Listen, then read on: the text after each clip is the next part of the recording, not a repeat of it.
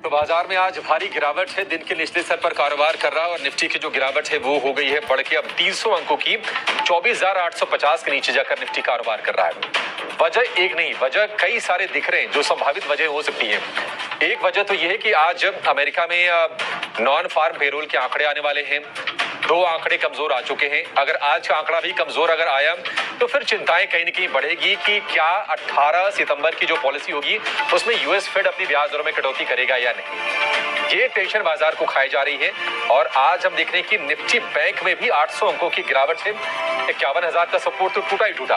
50,700 के नीचे जाकर निफ्टी बैंक कारोबार कर रहा है और निफ्टी के 50 में से इस वक्त सिर्फ 5 शेयर मजबूती के साथ कारोबार कर रहे हैं। कुछ और जो बड़ी टेंशन है वो ये है कि एफपीआई के डिस्क्लोजर नियम का पालन करने का आज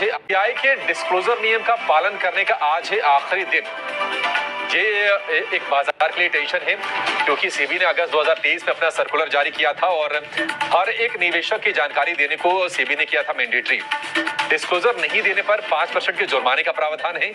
यानी कि आज अगर पोजीशन नहीं काटते हैं और डिस्क्लोजर अगर नहीं दिया है तो 5% का जुर्माना देना होगा और ये नियम लागू होगा 25,000 करोड़ रुपए से ज्यादा की एयूएम होने पर। एक टेंशन ये है। रॉयटर के हवाले से खबर ये आई है कि एफएनओ के नियम को ज्यादा सख्त करने की तैयारी में सेबी जुटा है। ये रिपोर्ट्स आ रही है और एफएनओ के मार्जिन बढ़ाने के प्रस्ताव की सेबी समीक्षा कर सकता है। एक टेंशन ये है।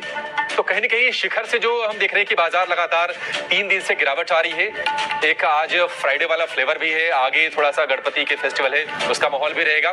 तो ये सारी चीजें क्लब होके छुट्टी से पहले लोग अपनी पोजीशन नहीं ले जाना चाहते हैं और आज कॉशियस अप्रोच है। 14 दिनों के लगातार तेजी पर ब्रेक लग रहा है और नए शिखर से बाजार में कमजोरी हो रही है। ये सारे के सारे रीजंस आज बाजार में दिख रहे हैं। लेकिन क्या बाजार यहां से और गिरेगा, इसकी हम चर्चा करेंगे।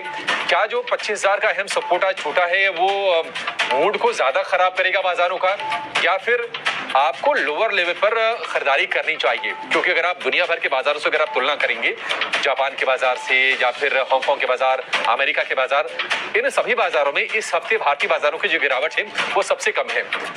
1.5 से 2% के आसपास हम ऊपरी स्तरों से नीचे आए हैं। इसको कैसे देखें ये हम पूरा का पूरा समझेंगे, अपने एक्सपर्ट को जोड़ेंगे और आपके लिए एक से बढ़कर एक ट्रेडिंग कॉल भी लेने की हम कोशिश करेंगे। लेकिन पहले डिप्टी से समझ लेते हैं कि बाजार में लेवल्स का टूटना कितना ज्यादा मूड खराब कर रहा है और वायदा की जो आंकड़े हैं वो क्या संकेत दे रहे हैं। डिप्टी बताइए।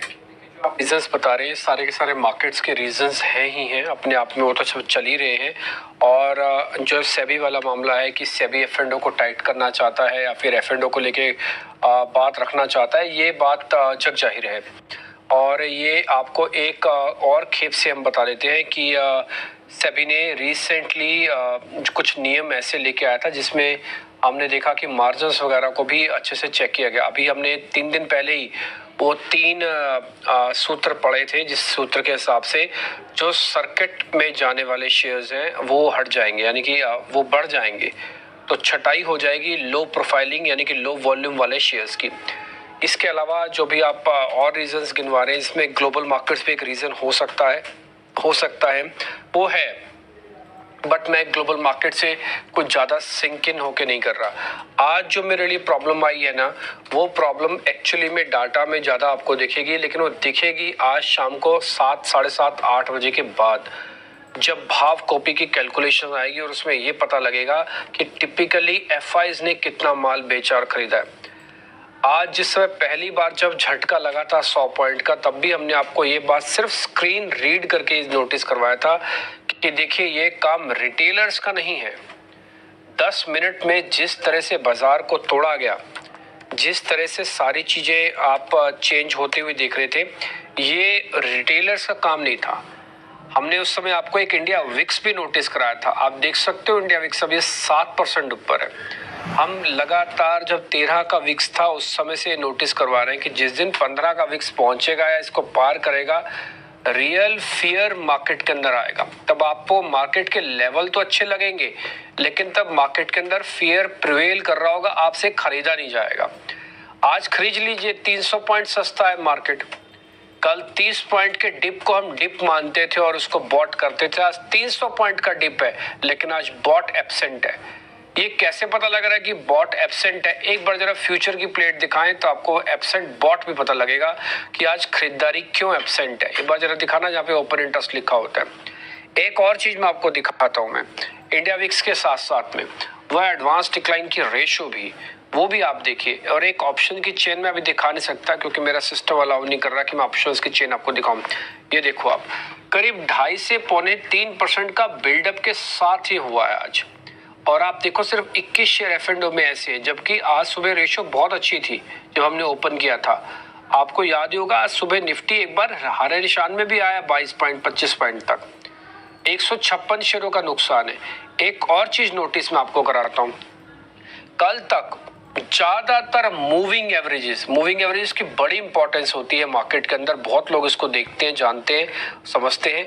मैं आपको बता देता हूं, कल तक मूविंग एवरेज था बैंक निफ्टी का, सिर्फ वो 50 दिन का टूटा हुआ था क्योंकि 51,500 को हम पार नहीं कर पा रहे थे।